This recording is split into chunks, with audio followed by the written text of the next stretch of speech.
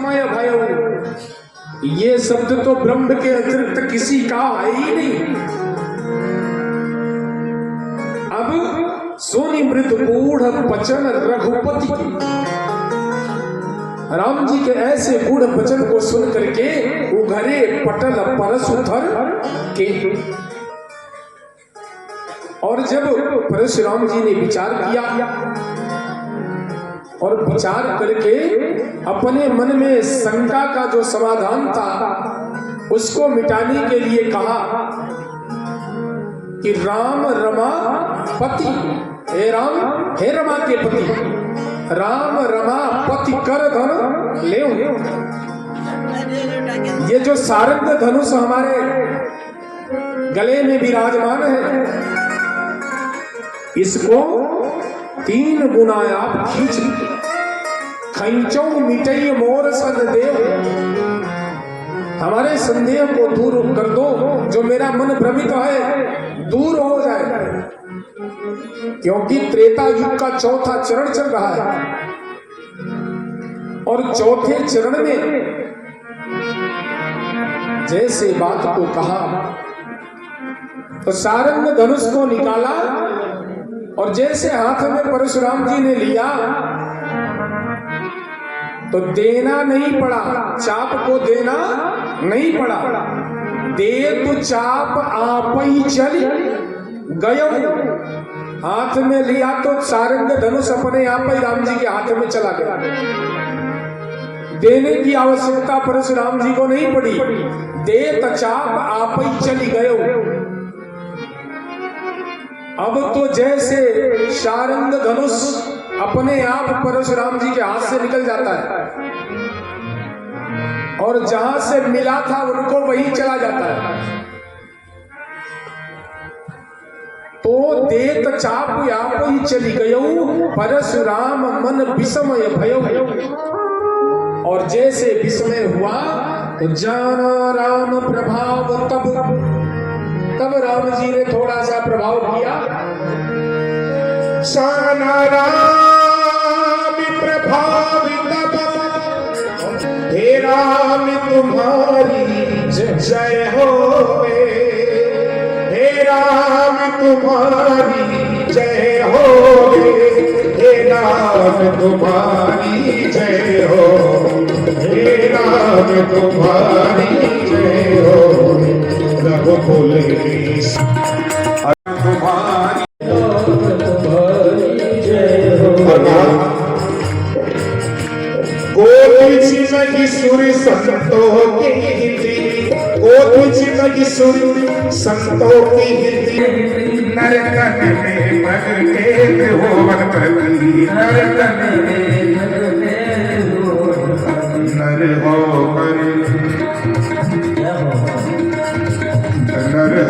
कर भी निवारी हो।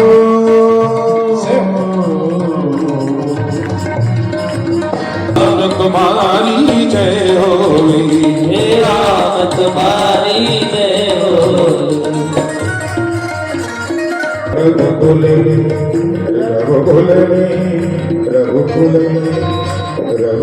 में सूर्य और रघुकुल में सूर्य समा,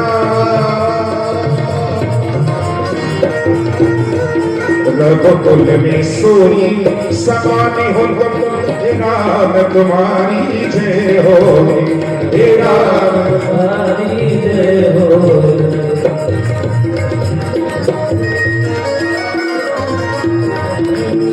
राम तुम्हारे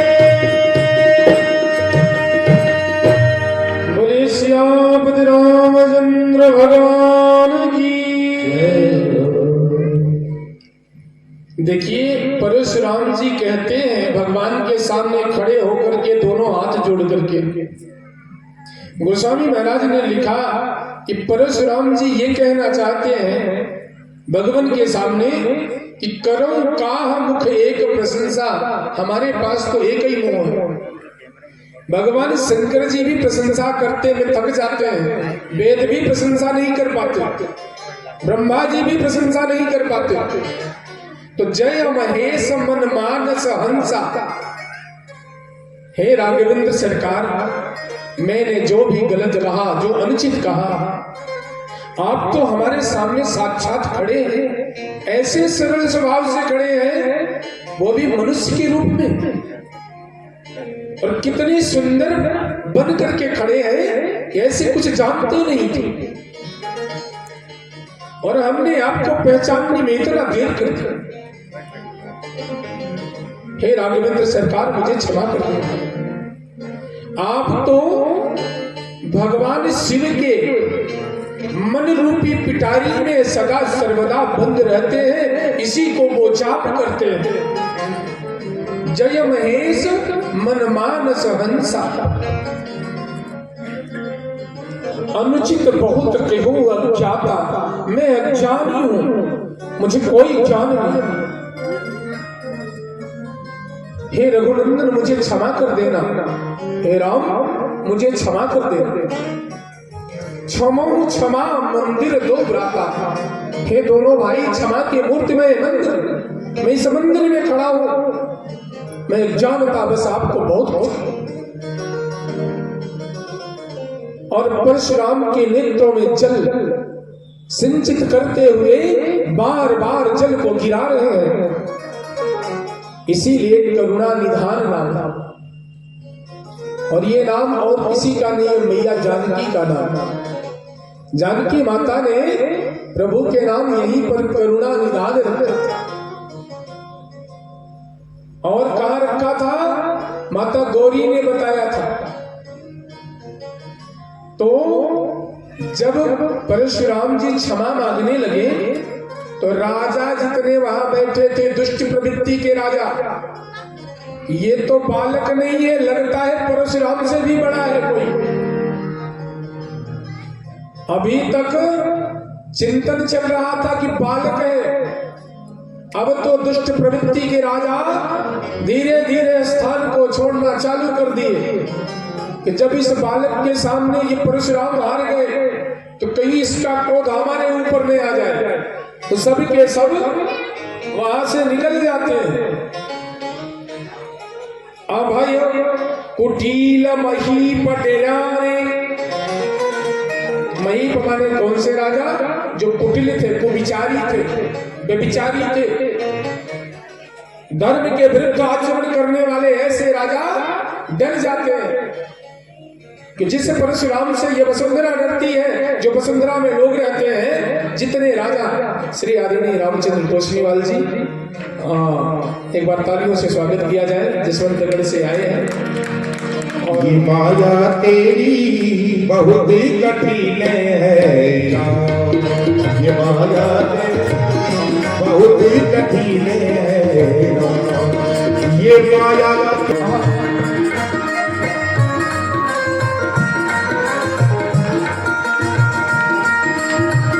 दुख में सुखी दिखला के बनाती, दुख में सुखी तेरी बहुत कठिन है, ये माया तेरी बहुत कठिन है, ये माया तेरी बहुत कठिन है।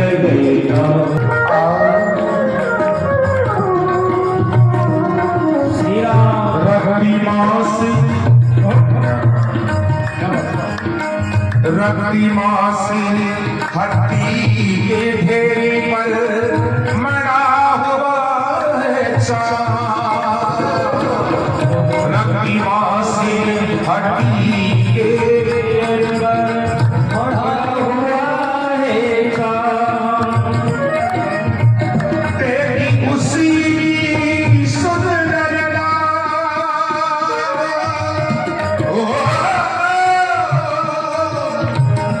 देखी उसी सुंदरता को, देखी उसी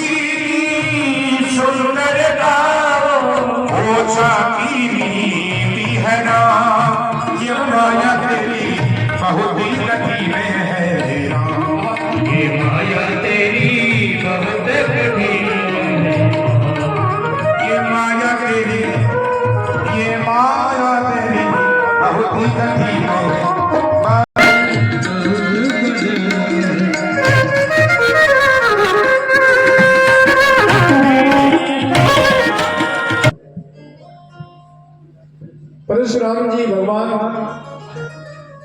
राम जी के चरणों में प्रेमा अश्रु को छलकाते हुए और क्षमा याचना करके, और उन्होंने कहा, हे राघवेंद्र सरकार, मेरे इस क्रोध को समाप्त कर दे, सदा सर्वदा के लिए इस क्रोध को समाप्त कर दे, और इस अहंकार को तो तुरंत ही आप समाप्त कर दे। भाई कुटिल मही डेराने, जब इधर क्षमा परशुराम जी मांगने लगे तो जो कुटिल राजा थे, व्यभिचारी, दुरात्मा, दुष्टात्मा, ये सब भयभीत हो गए और अपने अपने राज्य को प्रस्थान कर लिए, चले जाते। तो देवन दुंदुभि, देवन दीन दुंदुभि, प्रभु पर बरसई फूल। देवताओं ने दुंदुभि को बजाया और बजा करके गगन मंडल से पूरे पृथ्वी में फूलों की वर्षा कर दिया। बोलिए सियापति रामचंद्र की जय हो।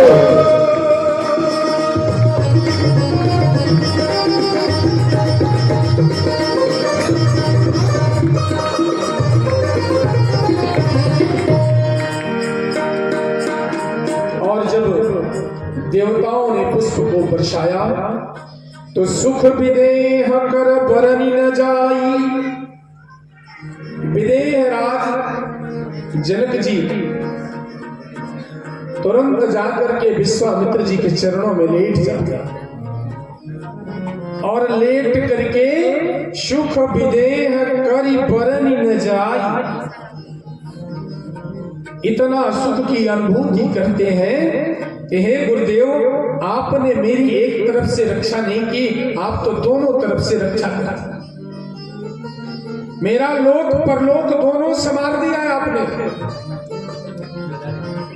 जन्म दरिद्र मनहु निधि पाई, जैसे दरिद्र को कोई खजाना मिल जाए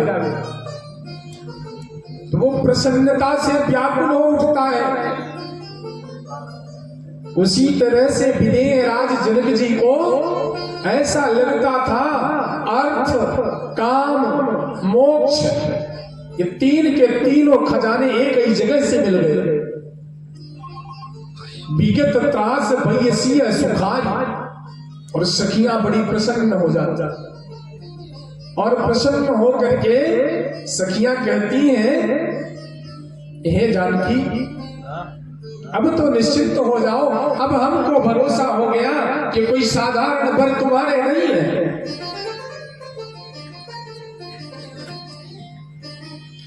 तो कह मुनि सुन नरनाथ प्रवीणा, रहा विवाह चाप आदि।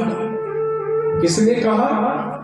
विदेह राज जनक जी ने हाथ जोड़ करके गुरुदेव से विनती किया और कहा कि गुरुदेव, विवाह तो संपन्न हो गया ना। कैसे? कि कह मुनि सुन नरनाथ प्रवीणा, रहा विवाह चाप आधीन। हमारा जो विवाह था हमारी पुत्री का, ये किसके अधीनस्थ था? विवाह चाप के अधीनस्थ था। तो गुरुदेव, चाप का तो खंडन हो गया है, तो टूटता ही धनु भयो विवाह। इस धनुष का खंडन जैसे राम जी ने किया, वैसे ही हमने विवाह तो संपन्न ही कर दिया। लेकिन फिर भी गुरुदेव मेरा मार्गदर्शन करें, अब मुझे क्या करना चाहता है? सूर्य नरनाग विदित सब काहू,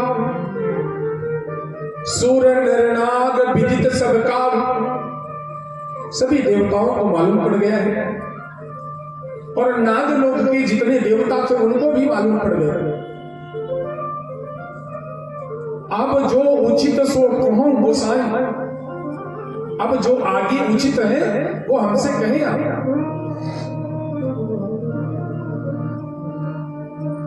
तो विश्वामित्र जी ने समझाया कि विदेह राज, तुम्हारी प्रतिज्ञा पूरी हो गई और तुम्हारा स्वयंवर तो हो गया, लेकिन सनातन परंपरा के आधार पर, वैदिक परंपरा के आधार पर, शास्त्र के परंपरा के आधार पर अभी यह विवाह संपन्न नहीं माना जाएगा। बोले क्या करना पड़ेगा गुरुदेव? तदपि जाई तुम करो अब जथा वंश व्यवहार, जो तुम्हारे चंद्रवंश का व्यवहार है वो अब पूरा करो, और सूर्य वंश का व्यवहार हम तुम्हें आदेश करते हैं क्या करना पड़ेगा। तो क्या करना पड़ेगा गुरुदेव?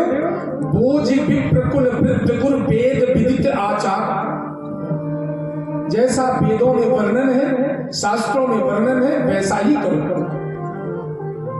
और एक दूत बुलाओ या एक मंत्री बुलाओ, और उस मंत्री या दूत को अयोध्या के लिए एक पत्रिका लिखो, और पत्रिका लिख करके और दूत के हाथ भिजवा दो, और उसमें लिखो कि तुम्हारे गुरुदेव विश्वामित्र ने तुमको बुलाया है, और जो जो कारण हुआ है, जिन जिन कारण से यह तुम्हारा स्वयंवर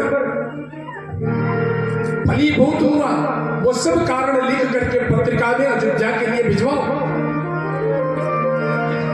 तो विश्वामित्र जी कहते हैं कि दूतयवधपुर पठन जाई, तूती अवधिपुरी पठन हो जाई, और नहीं नरक दशरथ ही बोलाई।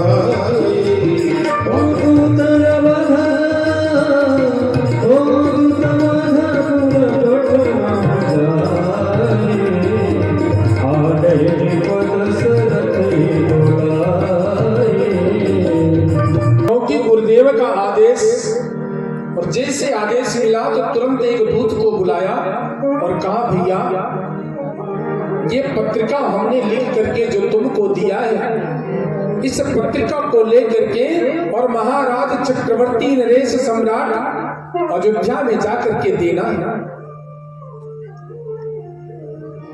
तो जब दूत वहां से चल देता है तो दूत प्रसन्न होकर के मन में विचार करता है कि आज मैं कितना प्रशंसनीय और भाग्यशाली हूं कि आज यह इतना बड़ा पद इस छोटे से दूत को दिया जा रहा है। विदेह राज जनक जी के यहाँ का मैं दूत हूं, और जाना कहाँ है मुझे? भगवान के धाम अयोध्यापुरी जाना है मुझे। दूत तो प्रसन्न हुआ, अपने धर्मपत्नी से कहा हे देवी मैं अयोध्या जाऊंगा, तो अयोध्या का सफर मिथिला से कम नहीं तो 1 हफ्ते 15 दिन तो लगे ही जाएंगे, तो रास्ते के लिए मुझे कुछ दे दो। तो धर्मपत्नी ने कहा कि हमने तो जब से ये आए हैं तो इनके नाम की महिमा ऋषि मुनि महात्माओं से जब जंगल में जाती थी तो सुनती थी, इन्हीं के नाम की चर्चा किया करते थे। तो आप तो भोजन मत करो, इन्हीं का नाम गुण गाते चले जाओ अयोध्या। तो धर्मपत्नी की बात सुनकर के दूत प्रसन्न हो जाता है, और राम गुण गाते हुए दूत अयोध्या के लिए चल देता है।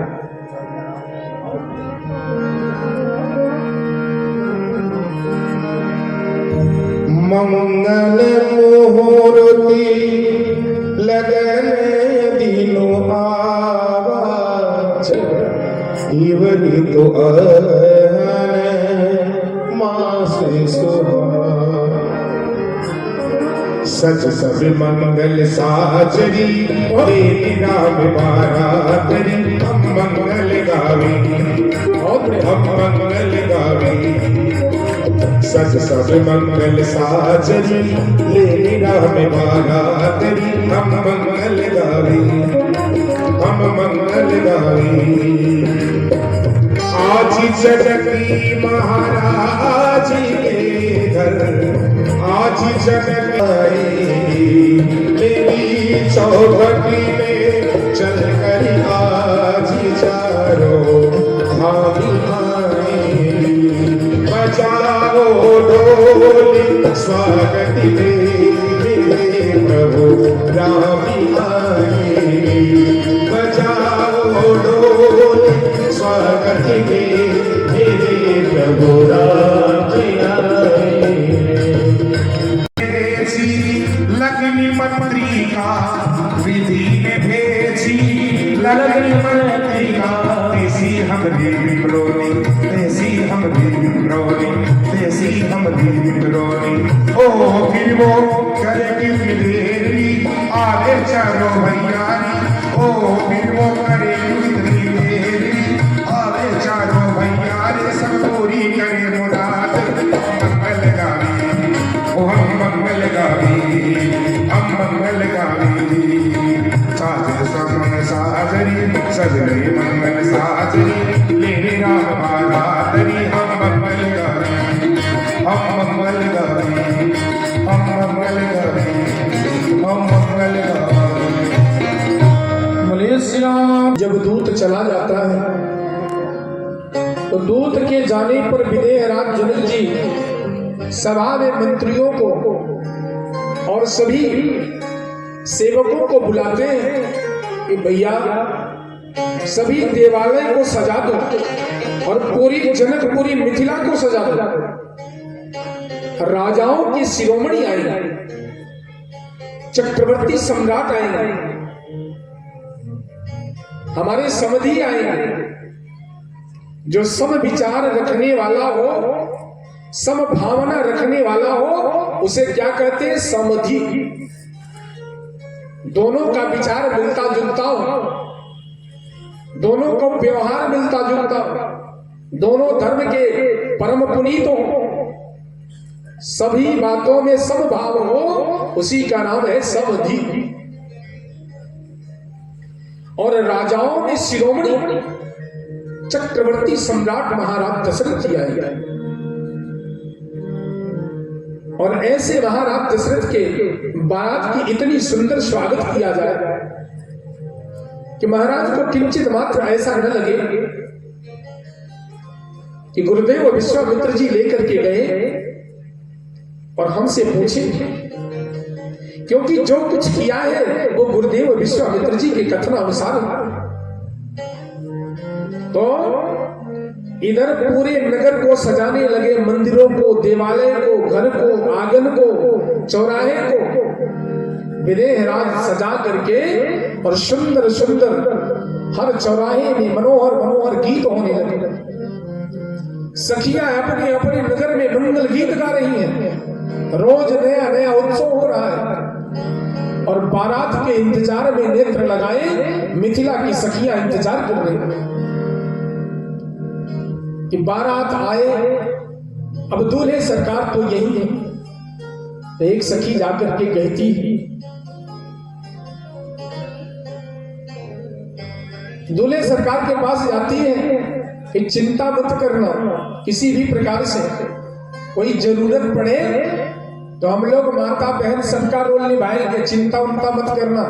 तुम्हारे पिताजी जब तक आएंगे तब तक हमें खेलने दो अपने चरणों में।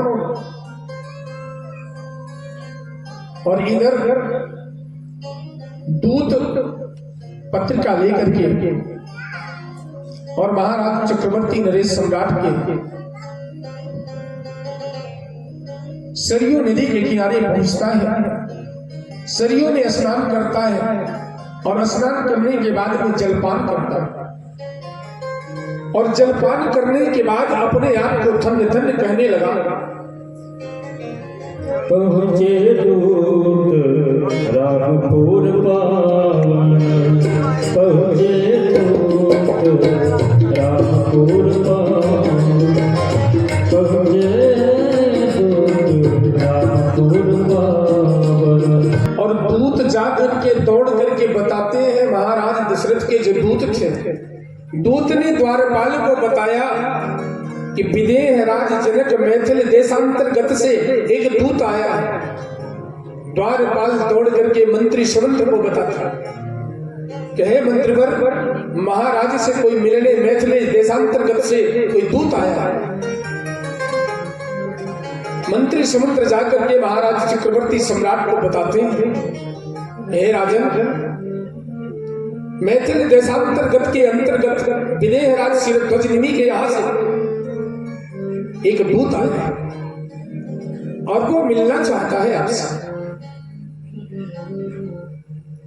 तो महाराज के पास जब द्वारपालों ने दूत को लेकर के गए तो दूत को लेकर के जब महाराज के सामने मिथिला का दूत प्रकट होता है, खड़ा होता है, तो किन किन शब्दों से महाराज का स्वागत करता है। ऐसे सुनहरे सुनहरे शब्दों से महाराज का स्वागत करता है। कहता है कि अप्रमेयानंद चमके तेज साही राज का, दिन पे दिन रुतबा बढ़े जौहरी श्री महाराज का। नित्य कान हो भरपूर आठों याम हो, नाथ मुझ विदेह राज मंत्री का प्रणाम चरणों में स्वीकार कर। ऐसे सुंदर सुंदर शब्दों से दूत प्रणाम करता है। थोड़ा मैया रानी शांति बनाएंगे तो इधर महाराज चक्रवर्ती नरेश ने कहा कि भैया दूत को दूत नहीं कहा महाराज ने, क्या कहा कि भैया क्या लेकर के आए हैं आप?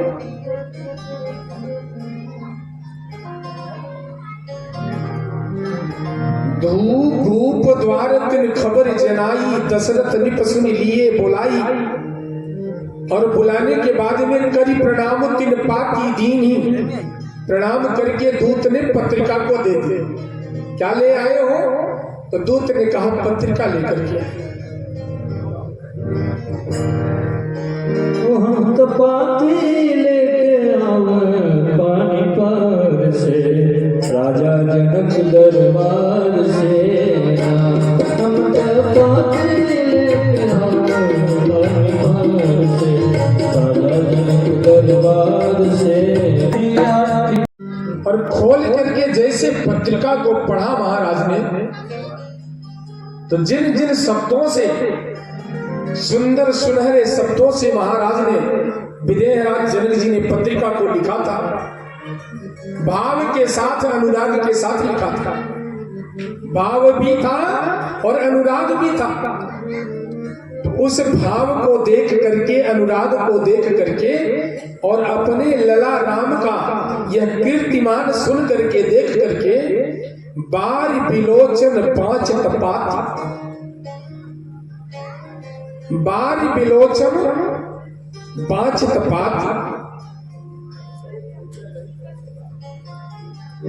महाराज दशरथ जी जब पत्रिका को पांचने लगे तो गोस्वामी महाराज लिखते हैं, कुनिधरी धीर पत्रिका पाची, कुनिधरी धीर पत्रिका पाची, कुनिधरी धीर पत्रिका पाची। हर श्री सभा पारिशुद्ध साची, बारी बिलोचन पांच तपात। जब उस पत्रिका को पढ़ा और देखा तो महाराज जी के नेत्र प्रेम जल से भर गए। क्या लिखा था? जो जो कृत्य ने राम जी ने जैसे जैसे किया था शुरू से लेकर के और धनुष भंग तक की घटना को सब लिखा गया। और बीच में जब परशुराम जी आए उस घटना को भी लिखा गया। तो जैसे पत्रिका सभा के मध्य में महाराज दशरथ जी बांच रहे थे तो एक भैया ने कहा, अयोध्यावासी ने कहा कि तुम यहाँ खेल रहे हो। किसको कहा? भरत जी को और शत्रुघ्न जी। कहा तुम्हारे भैया की पत्रिका आई है। खेलत रहे तहां सुधि पाई। वो खेल रहे थे तो दूत ने जाकर के कहा कि भैया तुम्हारे भैया की पत्रिका आई है। जैसे किसी का भाई विदेश में हो तो पहले टेलीफोन तो था नहीं, ऐसे संसाधन तो थे नहीं कि तुरंत भैया को देख लिया जाए। पहले तो यही इंतजार होता था कि कोई बालक गया है परदेश, और उसकी जब पत्रिका आती थी तो गांव के लोग क्या करते थे पता है? पूरे झुंड के झुंड इकट्ठे होते थे, और इतना प्रेम रहता था, इतना भयंकर प्रेम था कि फला के पुत्र की फला पत्रिका आई है, चलो सुनो, देखो क्या लिखा है इसमें। तो जब से गांधी तने मुनि विश्वामित्र जी लेके गए, तब से कोई समाचार महाराज दशरथ को नहीं मिला। तो उस पत्रिका को जैसे भरत जी ने समाचार पाया कि मेरे भैया की पत्रिका है, तो खेलत रहे तहा सुधि पाए, आए भरत सहित हित भाई, शत्रुघ्न के साथ दौड़ते हुए जाता, और दौड़ के जाने के बाद पूछते हैं, पूछत यति स्नेह सकुचाई, अपने पिताजी से संकोच करते हैं, और संकोच करते करते शत्रुघ्न जी ने पूछ ही लिया। क्या पूछा? कि तात कहां ते पाती आई, ये जो पत्रिका आप पढ़ रहे हो, ये पत्रिका किसकी है, कहां से आई है, बताओ, मुझे भी बताओ। पूछत यति स्नेह सकुचाई, तात कहां ते पाती आई। और जब पूछा तो महाराज ने दूत से कहा कि भैया तुम खड़े मत रहो, हमारे समीप आ जाओ। चक्रवर्ती सम्राट ने अपने सिंहासन पर बिठाया और बिठा करके दूत से, इसीलिए दूत की मर्यादा की जाती है देश विदेश चाहे जहां भी हो। तो महाराज मर्यादित ढंग से कहते हैं कि भैया तुम हमारे पास आओ और बैठ जाओ, और हमारे भरत शत्रुघ्न को तुम सुनाओ, इस जो पत्रिका में लिखा है तुम ही सुना दो। तो फिर महाराज बैठा करके पूछते हैं,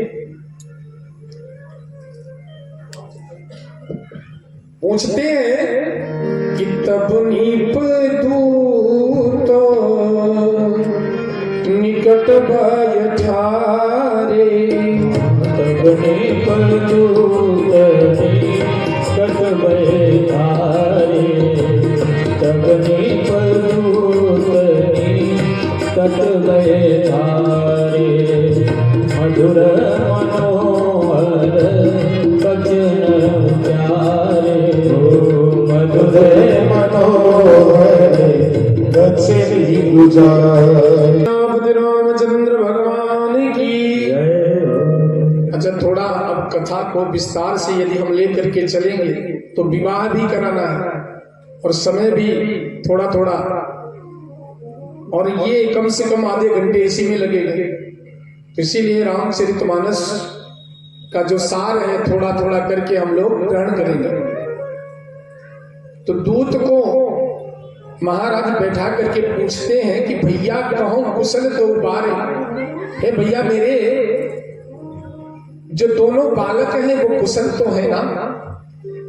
अपने निज नैनों से देखा क्या ये जो लिखा है इसमें, उस समय क्या थे तुम? तो दूत कहता है महाराज मैं तो जब से गए हैं तब से उनके चरणों में ही पड़ा। तो महाराज दशरथ जी ने कहा कि जा दिन ते मुनि गए लवाई, जब से गुरुदेव विश्वामित्र जी लेकर के गए हैं और तब से आज तक मैंने कोई उनकी सुधि नहीं पाई, उनकी न तो कोई पत्रिका पाई और न तो कोई समाचार पाया। तो कहते हैं कि तब ते आज साच सुधि पाई, आज ही जो सच्ची घटना है तुम्हारे मुखार बिंदुओं से मुझे सुनने को मिलेगी। तो पूछते हैं, दूत कहता है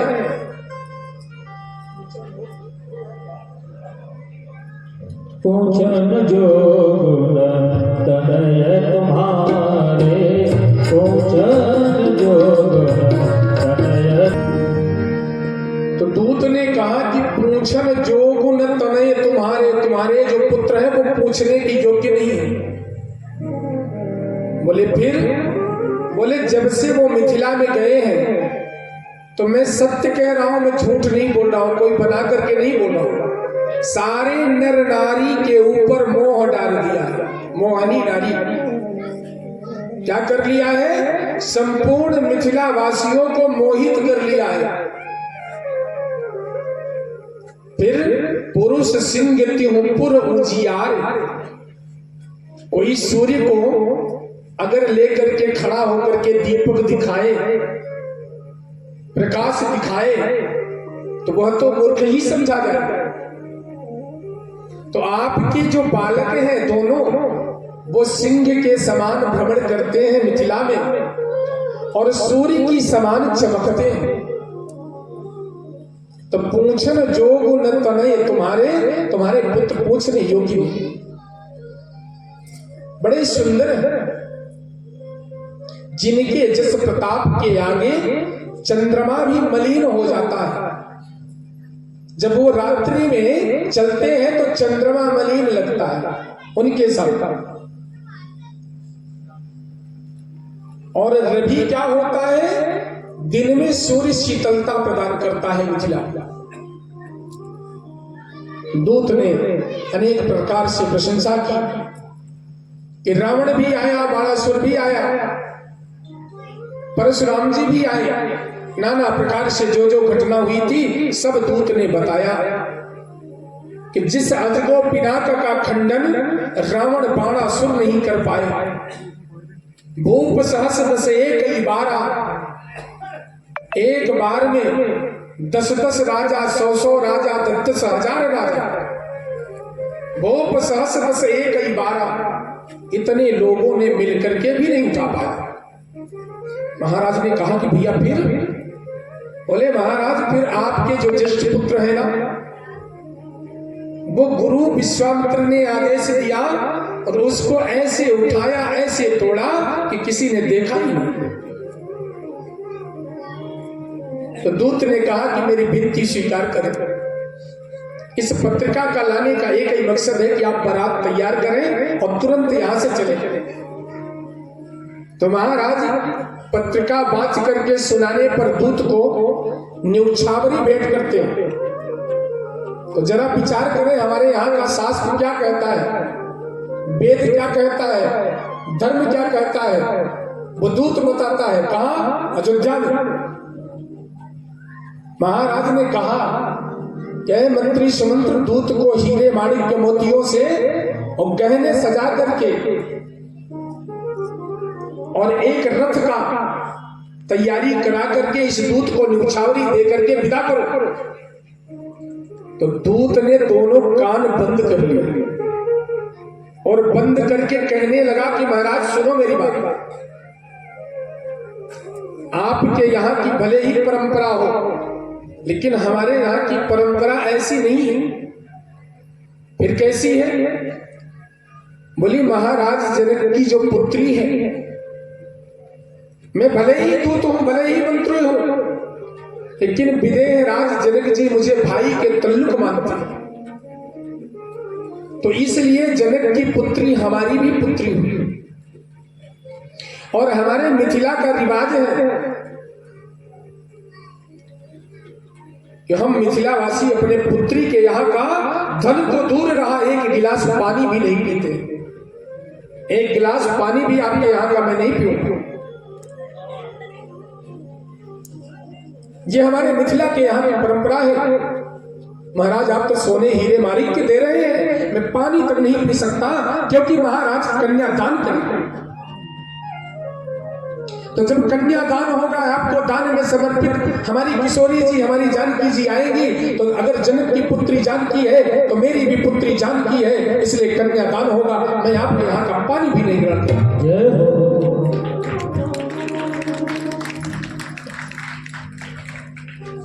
ये हमारे शास्त्रों का, ये हमारे सनातन की विधि है।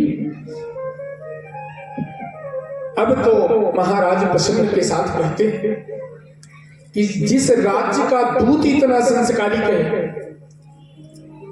जिस राज्य के राजा का दूत इतना संस्कारिक है, वहां का राजा कैसा होगा। और जब राजा ऐसा होगा तो उसके संतान कैसी होगी। विचार करके महाराज प्रसन्न हो गए और बोले भैया तुम तो चलो, हम बारात लेकर के आते हैं। तो महाराज दशरथ जी दूत को विदा करते हैं। कथा को और बढ़ाएंगे तो बढ़ती जाएगी। तो दूत वहां से चलता है और महाराज अपने गुरुदेव के पास जाते हैं, वशिष्ठ के पास।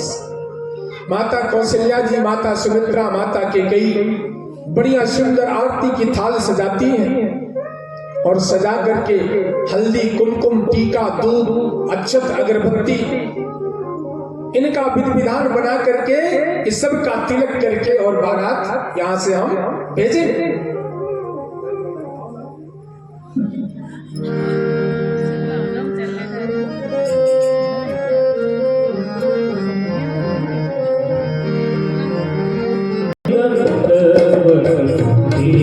महिषा मुनि दंडवत कीन महिषा मुनि दंडवत कीन मुनीषा मुनि बार बार पदे रजत शीशा कौशिक कराओ लिए मुन लाए कौशिक कराओ लिए मुन लाए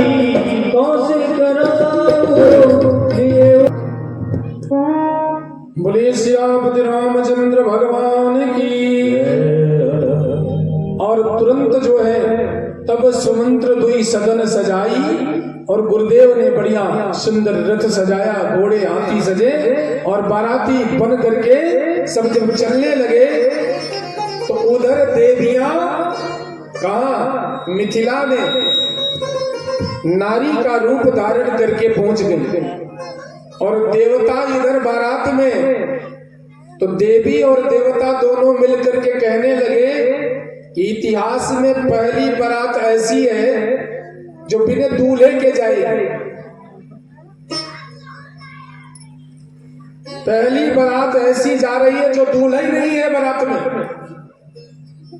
तो बोले दूल्हा कहाँ है? बोले ससुराल में बैठा है। तो देवता कहे फिर भी चलेंगे हम सब लोग।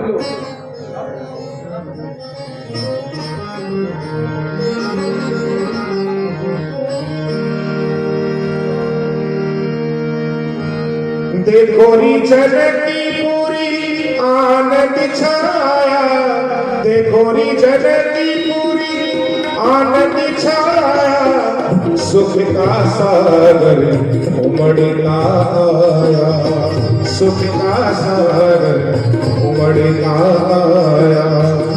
आज सियावर रामचंद्र सरकार की। और जब बारात आती है तो बारात की तैयारी और सेवा सत्कार में संपूर्ण देख जनकपुर सुर अनुरागी। समय हो चुका है हमारे आज श्री सोनी परिवार आदरणीय राजकुमार सोनी जी धर्मपत्नी जी भगवान का पाव प्रक्षालन करेंगे। तो इसलिए समय अनुसार थोड़े से छोटे से रूप में धूमधाम मचाए। माता भी हमारी बैठनी है उत्सव मचाने के लिए। तो पोप पखारी के बाद में आप लोग खूब उत्सव मनाएं और खूब धूमधाम मचाएं। तो इधर जब बारात दोनों तरफ से घारात और बारात का मिलन होता है, तो जब घारात बारात का मिलन हुआ तो धैन धूर बेला समय आई। यही बेला आ गई जो अभी चल रही है। संध्या का समय होने लगा तो गुरुदेव वशिष्ठ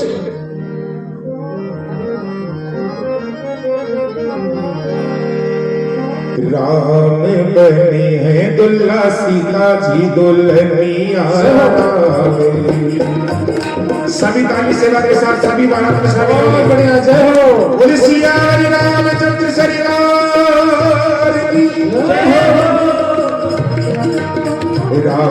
सीता राम सखी आज हो गए गगन सीता जी सब बड़ी शोभे है घड़ी, सुख है घड़ी देसी जोड़ है सभी हर सारे सभी है मैया सब हर सारे दे कन्हैया जय हो।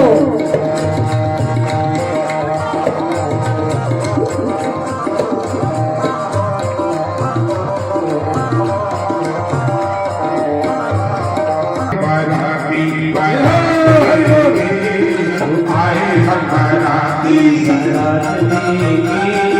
ले जाए सिया जी अपने साथ ले जाए सिया जी अपने साथ जय हो आए हम बाराती सभी लोग ले साथ बोले जाएंगे को अपने साथ आए हम बाराती बारात आए हम बाराती बारात ले जाए सिया अपने साथ बोले जाएंगे जिया अपने साथ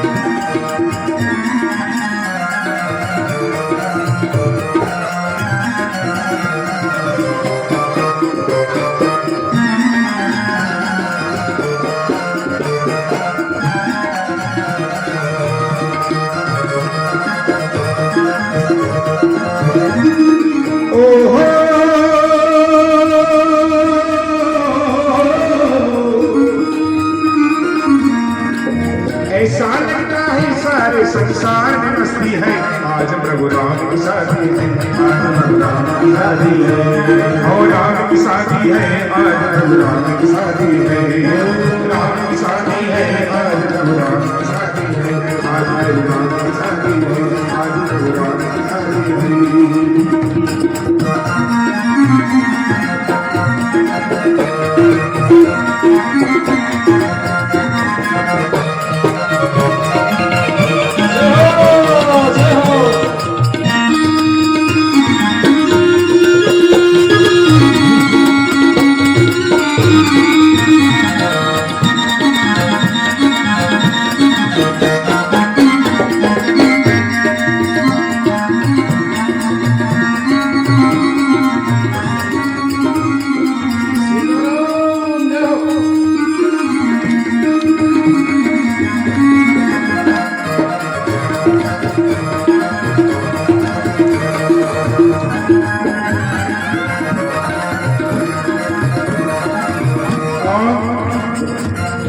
बनी है खूब जोड़ी कृष्ण बनी है खूब जोड़ी राम सीता की जोड़ी बनी है खूब जोड़ी राम सीता की जोड़ी खुशी से नाचे है मन बिना सजनी को साजन पूरे खुशी से नाचे है मन बिना सजनी को साजन हो आज मुझे लगता है कि ब्रह्मांड की शादी है आज ब्रह्मांड की शादी है आज मेरी राम की शादी है ओ राम की शादी है आज प्रभु राम की शादी है ओ राम की शादी है आज प्रभु राम की शादी है आज प्रभु राम की शादी है आज प्रभु राम की शादी है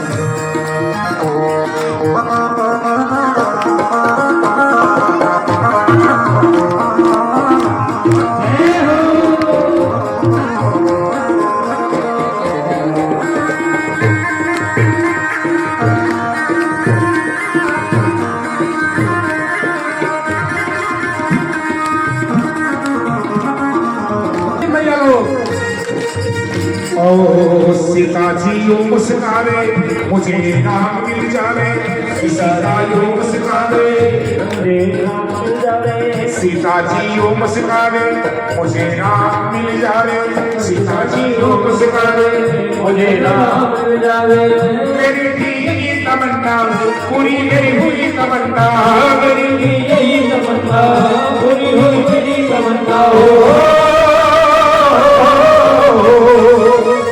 आज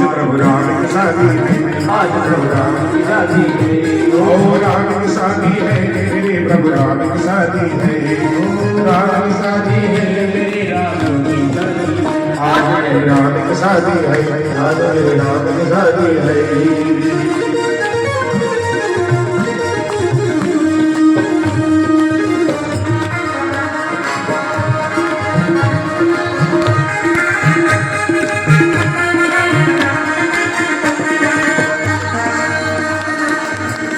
जनकपुर जगमग हो मेरी जानकी याद आए राम, जनकपुर जगमग हो मेरी जानकी याद आए राम, वो प्यार आए राम, जानकी याद आए राम, जनकपुर जगमग हो मेरी जानकी याद आए राम, जनकपुर जगमग हो मेरी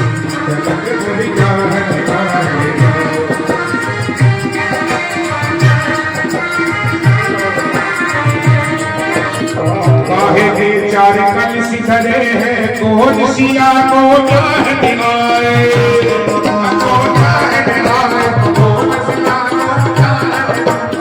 काहे के चार कल सिधरे हैं, कौन सिया को चाहते आए। गुरुदेव बैठे और बैठने के बाद में महाराज जनक जी को आदेश दिया गया।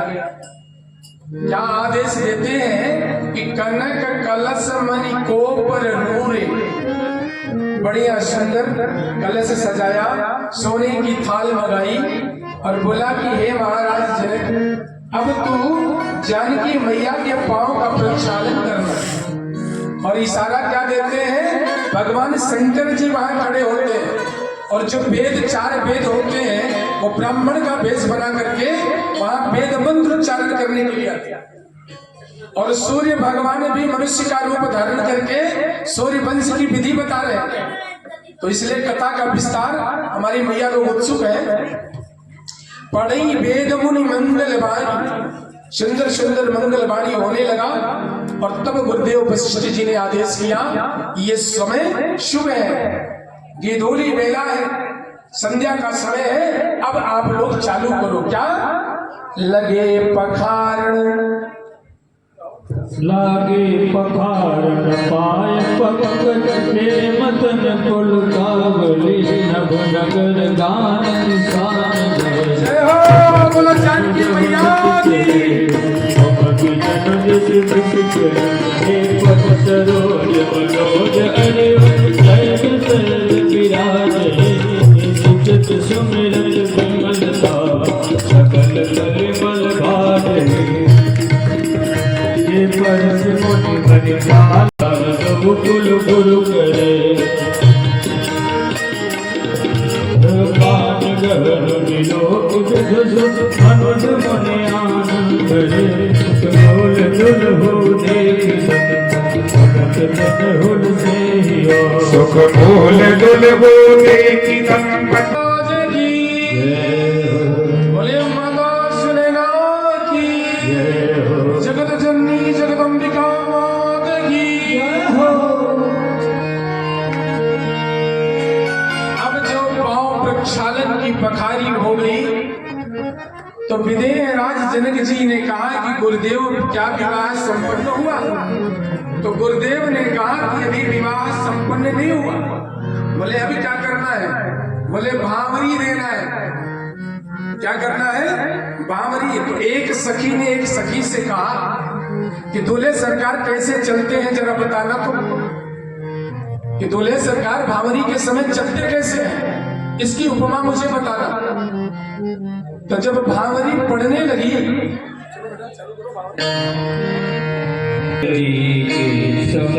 पढ़न लगे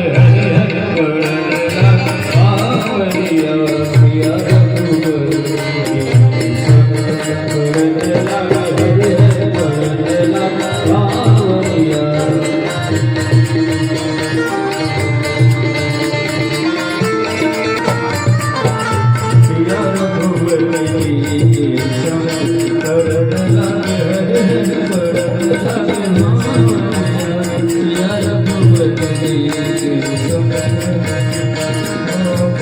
कुंवर कल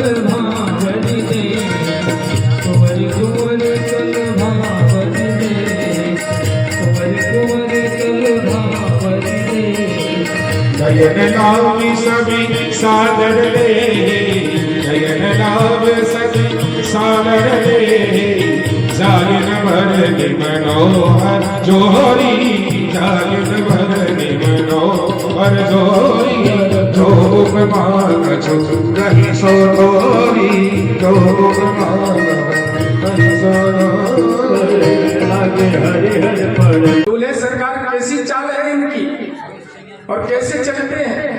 तो सखी ने कहा कि जैसे कोल्हू के बरद ने सखी। तो लक्ष्मण जी ने कहा कि भैया ये तो कोल्हू की बरद बता रही है। तो एक सखी ने पूछा कि कोल्हू का बरद क्यों कहा? इसका अभिप्राय क्या हुआ? कोल्हू के बरद कहानी ने सखी क्यों कहा कोल्हू के बरद? जो कहानी क्यों कहते हैं? बोले कि जो हम लोग जीव हैं, छोटे छोटे जीव, उनको अपने इस कोल्हू में, संसार के कोल्हू में फेंकते रहते हैं। पुनरपि जननम पुनरपि मरणम।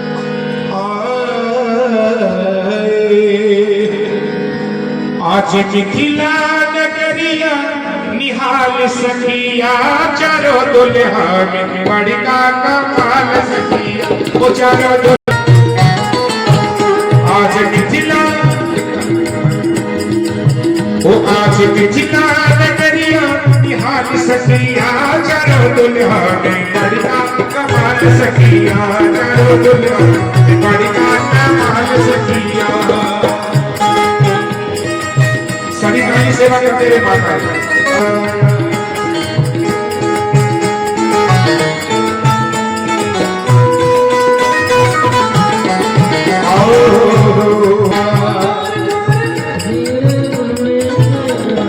कारी कारी कचरारी झुलरी नयने कारी कारी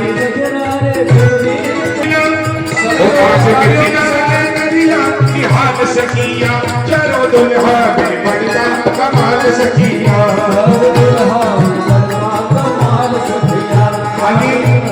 सभी प्रभु श्री राम जी मां जानकी के रूप का चलो दुल्हा में बड़का कमाल सखिया।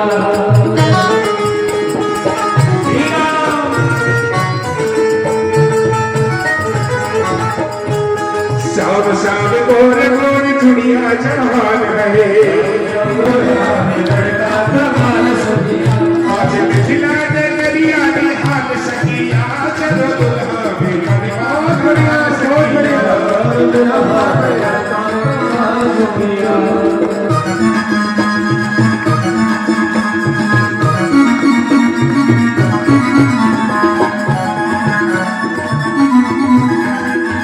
रमैया रमैया रमैया रमैया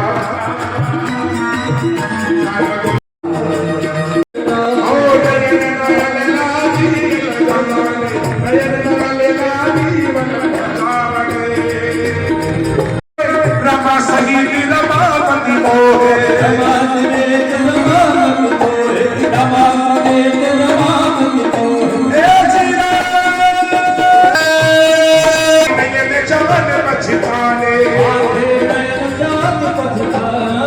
सात भावरी जो होती है, बंधन जो होता है वो पूर्ण हो गया।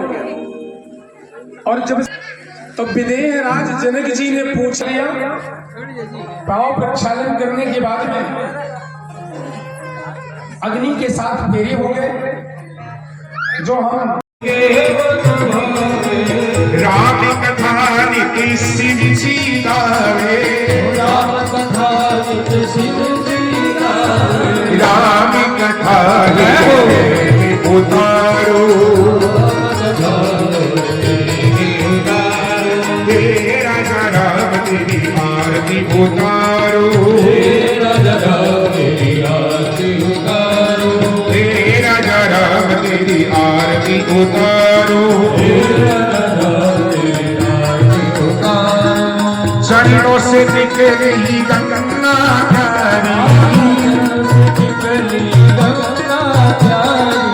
वंदन करती दुनिया सारी, वंदन करती दुनिया सारी, उन्हीं चरणों में शीश उधारो, चरणों में शीश आरती उतारो हे राजा राम तेरी आरती उतारो हे राजा राम तेरी आरती उतारो हे राजा राम तेरी आरती उतारो दैव की